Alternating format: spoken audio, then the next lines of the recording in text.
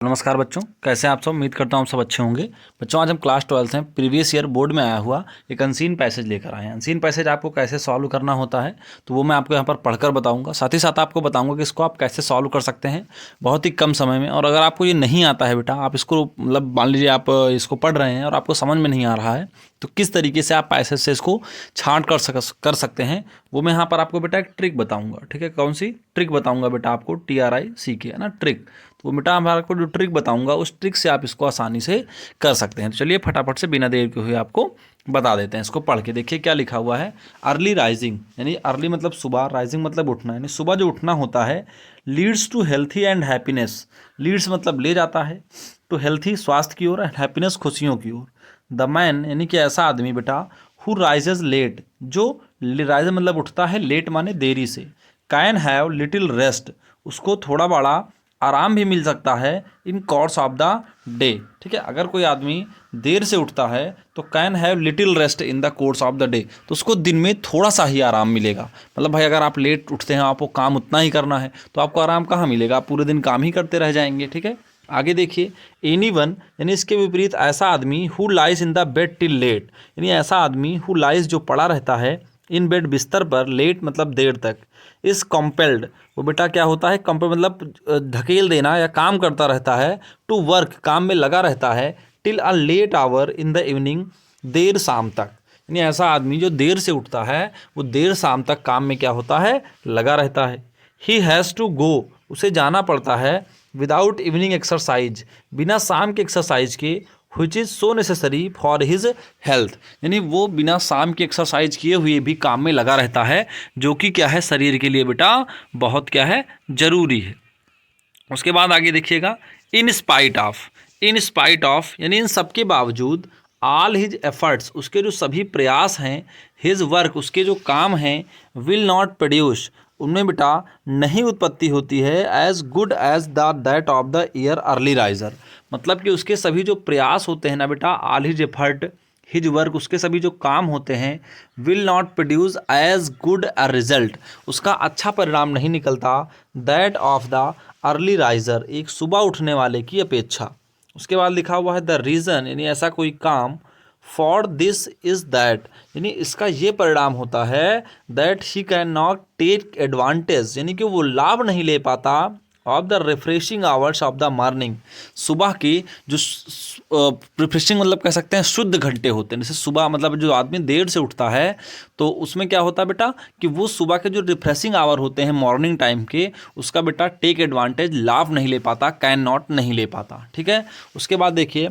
सम people से कुछ लोग कहते हैं, that the quite hour of midnight कि रात में जो है क्वाइट आवर यानी रात के जो शांत घंटे होते हैं, यानी रात में कोई आवाज़ नहीं करता तो शांत घंटे होते हैं जो बेटा, midnight is the best time for working वो काम करने के लिए अच्छा समय होता है। यानी कुछ लोग कहते हैं कि रात का समय जो होता है वो काम करने के लिए अच्छा होता है। सेवरल काफ़ी सारे ग्रेट थिंकर्स जो महान सोचने वाले हैं, विचारणीय आदमी हैं, से दैट वे कहते हैं कि they can write the best way अच्छा लिख सकते हैं, only when they burn the midnight oil जब बेटा वो रात्रि में काम करते हैं। यानी कुछ कहते हैं यहाँ पर देखिएगा, only when they burn the midnight oil, तो कुछ कहते हैं कि वो काम तभी कर सकते हैं जब वो रात में काम करें, यानी कि वो तभी अच्छा लिख सकते हैं। कुछ जो लिखने वाले होते हैं मतलब लेखक वगैरह आप कह सकते हैं, यहाँ पर लिखा हुआ है several great thinkers say that कहते हैं कि can write in the best वो तभी अच्छा लिख सकते हैं जब वो रात में लिख रहे हों, शांत हो पूरा माहौल। ठीक है बेटा, उसके बाद देखिएगा आगे क्या है। आगे लिखा हुआ है कि यस हाँ इट इज़ ट्रू ये सही है, टू से ये कहना, that few men have a clear brain at midnight. ठीक है, कुछ लोग, इट इज़ ट्रू ये कुछ लोगों के लिए सही हो सकता है क्योंकि कुछ आदमी हैव ए क्लियर ब्रेन उनके पास एक क्लियर ब्रेन होता है, साफ़ सुथरा दिमाग होता है, एट मिडनाइट रात में, when the body needs rest and sleep, when माने जब, द बॉडी यानी शरीर, नीड आराम चाहती है, एंड रेस्ट और सोना चाहती है, कि उस दौरान उनकी बॉडी जो है बेटा जब आराम चाहा करती है तब उनके पास एक क्लियर माइंड होता है, क्लियर ब्रेन होता है, तो जिस दौरान वे क्या कर सकते हैं बेटा, वो लोग लिख सकते हैं। ठीक है, इट इज़ ट्रू ये सही है। उसके बाद देखिएगा, आई दोज यानी ऐसे पीपुल हु वर्क जो काम करते हैं, एट दैट टाइम उस समय, सून ruin देयर हेल्थ, यानी दोज यानी ऐसे आदमी, हु माने जो कि, वर्क काम करते हैं, एट दैट टाइम उस समय, सून माने जल्द ही, रुइन माने तबाह कर लेते हैं, देयर माने अपना, हेल्थ माने शरीर, ऐसे व्यक्ति बर्बाद कर लेते हैं अपना शरीर। ऐसे व्यक्ति जो रात में काम करते हैं वो बहुत ही जल्द अपना शरीर क्या करते हैं, बर्बाद कर लेते हैं। बैड हेल्थ यानी जो बुरा स्वास्थ्य होता है बेटा, बैड हेल्थ बुरा स्वास्थ्य होता है, इन द लॉन्ग रन ये लंबे समय तक चलता है, हैव ए बैड इफेक्ट इसका एक बुरा परिणाम होता है, on the quality of their work उनके गुणवत्तापूर्ण काम में भी। यानी जो बैड हेल्थ होता है, बुरा शरीर होता है, तो ये अगर आप लंबा समय तक चलेगा बेटा तो have a bad effect on the quality of their work, तो ये उनके काम में भी बुरा प्रभाव डालेगा। ठीक है, तो उम्मीद करता हूँ कि पूरा जो ये पैसेज था बेटा इसको आपने समझा होगा। अब इसका आपने हिंदी अर्थ से समझ लिया।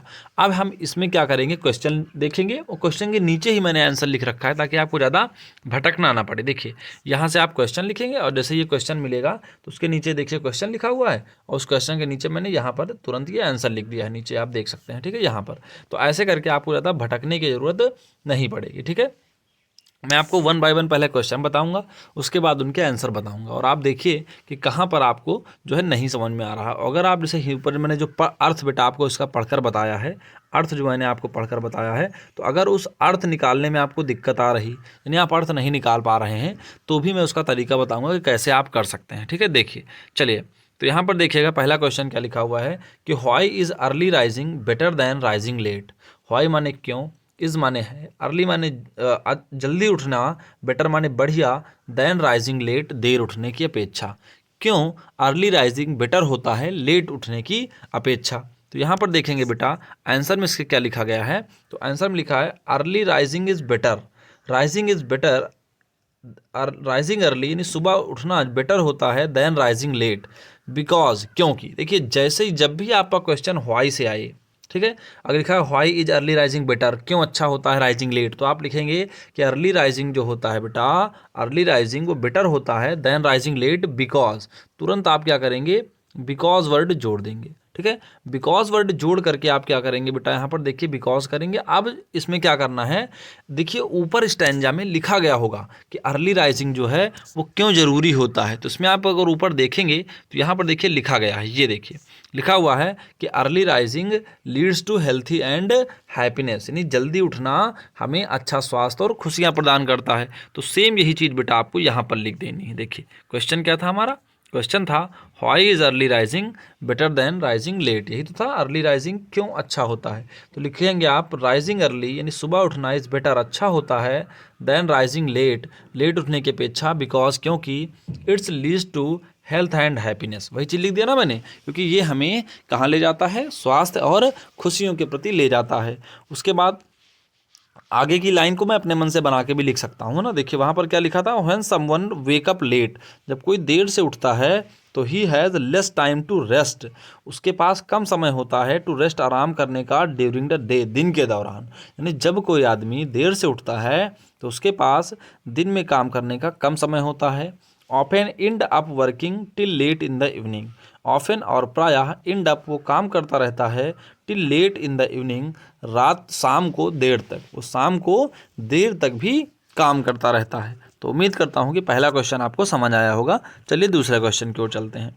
दूसरा क्वेश्चन यहाँ पर देखिए बेटा लिखा हुआ है कि व्हाई डू क्यों सम थिंकर्स कुछ लोग सोचते हैं burn the mid oil night oil, some thinkers जो कुछ लोग होते हैं महान विद्वान जो लिखने वाले होते हैं, burn the midnight oil, burn the midnight oil का मतलब होता है बेटा देर रात तक काम करना। क्या होता है, देर रात तक काम करना, देर रात तक काम करना, ये किसकी हिंदी होती है, burn the midnight oil की। ठीक है, तो कि व्हाई डू सम थिंकर क्यों कुछ लोग burn the midnight oil यानी देर रात तक काम करते हैं। तो आंसर में देखिएगा some thinkers prefer, some thinkers जो कुछ लोग होते हैं to work at midnight और burn the midnight oil, वो बेटा वर्क काम करते रहते हैं मिड नाइट, आधी रात तक, burn the midnight oil, या फिर देर रात तक ही काम किया करते हैं, बिकॉज दे बिलीव, क्योंकि वे सोचते हैं दैट द क्वाइट आवर्स, जो शांत घंटे होते हैं,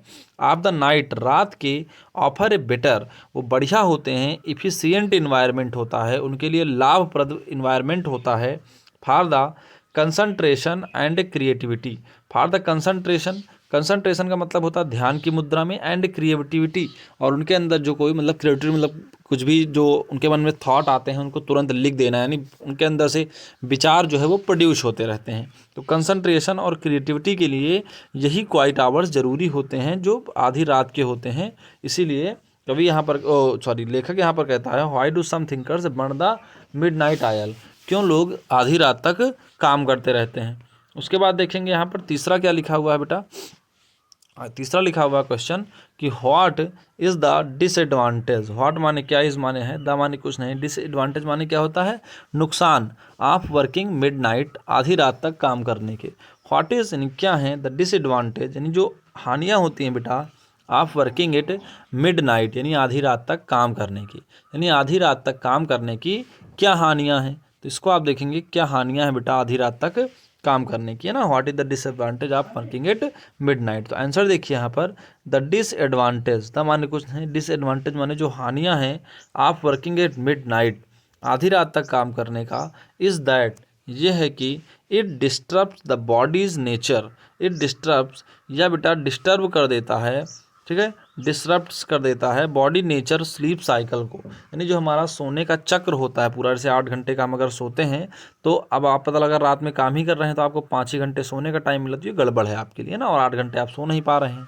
तो कहने का मतलब क्या हुआ, ये हमारे वर्किंग साइकिल को ख़राब कर देता है। Working late into the night, जब आप वर्किंग यानी देर तक काम कर रहे हैं नाइट में, it lead to sleep deprivation, तो ये बेटा आपको नींद में भी मतलब नींद आपकी प्रभावित कर सकता है।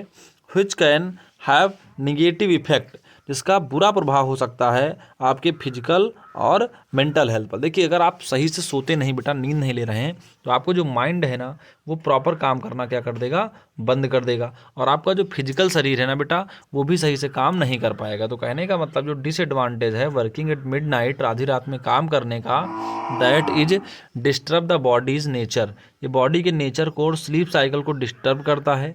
Working late in the night, रात में काम करना, can lead to be sleep deprivation which can be negative effect on physical and mental health, जो हमारे फिजिकल और मेंटल हेल्थ पर निगेटिव इफेक्ट डालता है। ठीक है बेटा, तो उम्मीद करता हूँ तीसरे क्वेश्चन तक आपको समझ में आया होगा। चलिए चौथे क्वेश्चन की ओर चलते हैं।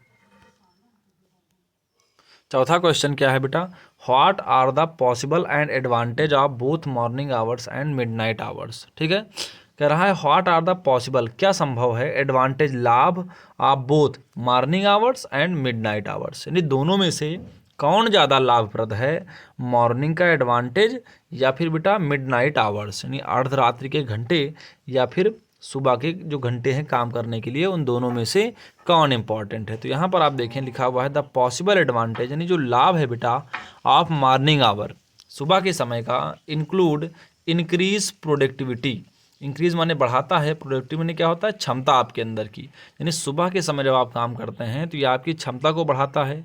Improved focus and better mental clarity, improve यानी करता है फोकस, यानी आपका फोकस बढ़ाता है, आपका केंद्रण बढ़ाता है, आप उस पर ज़्यादातर केंद्रित कर पाते हैं ध्यान।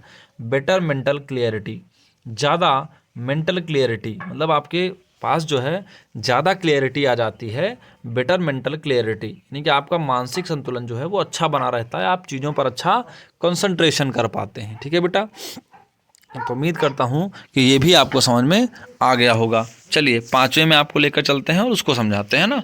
देखिए पांचवा क्वेश्चन क्या है, ठीक है, पांचवा क्वेश्चन है which word in the passage, यानी कि कौन सा जो वर्ड है पैसेज में अपोजिट ऑफ नॉइजी, जो अपोजिट है ऑफ का, नॉइजी मतलब क्या होता है, शोरगुल का, तो कौन सा यहाँ पर वर्ड है बेटा जो नॉइजी यानी कि शोरगुल का क्या है, अपोजिट है। तो अगर आप ऊपर पैसेज में देखें तो ऊपर पैसेज में आया हुआ था द अपोजिट ऑफ नॉइजी, यानी जो विलोम शब्द है बेटा किसका, opposite of noisy is quite. Quite का मतलब क्या होता है, शांत होना। तो जो शांत होना शब्द है वही क्या है, अपोजिट है किसका, नॉइजी का। ठीक है, अपोजिट है किसका, नॉइजी का। कौन, क्वाइट यानी कि शांत होना। ठीक है बेटा, अगला दूसरा क्वेश्चन देखिएगा।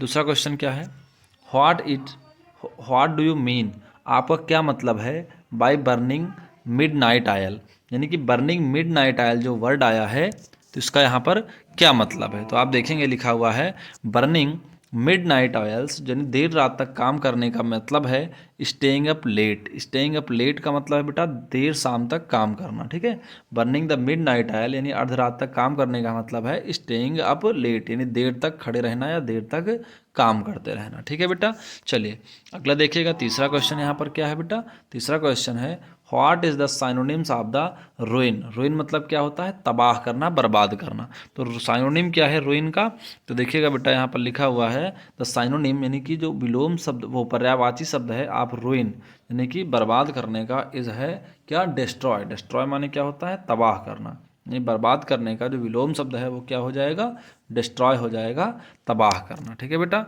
तो उम्मीद करता हूँ कि यहाँ तक आपको समझ में आ गया होगा। जो मैंने पैसेज कराया है वो बिल्कुल आपको समझ में आया होगा। और साथ ही साथ ऐसे और भी पैसेज के लिए बेटा चैनल को जरूर सब्सक्राइब कर लेना। मैंने भाई क्लास 12 की इंग्लिश और बायोलॉजी, हिंदी, फिजिक्स के भी इंपॉर्टेंट और केमिस्ट्री के भी इंपॉर्टेंट, तो सबको अगर मैंने बोला है तो मैं ज़रूर आपके लिए लेकर आऊँगा। ऐसी अपडेटेड वीडियोज़ और भी आपको चैनल पर मिलती रहेंगी। साथ ही साथ वीडियो अगर पसंद आई हो बेटा तो वीडियो को जो है हमारे लाइक कर देना, चैनल को ज़रूर सब्सक्राइब करना, क्योंकि हमारे इस चैनल पर आपको ऐसी वीडियोज़ मिलती रहती हैं। तो आज के लिए बस इतना ही, मिलते हैं अगले वीडियो में, तब तक के लिए जय हिंद और वंदे मातरम बच्चों।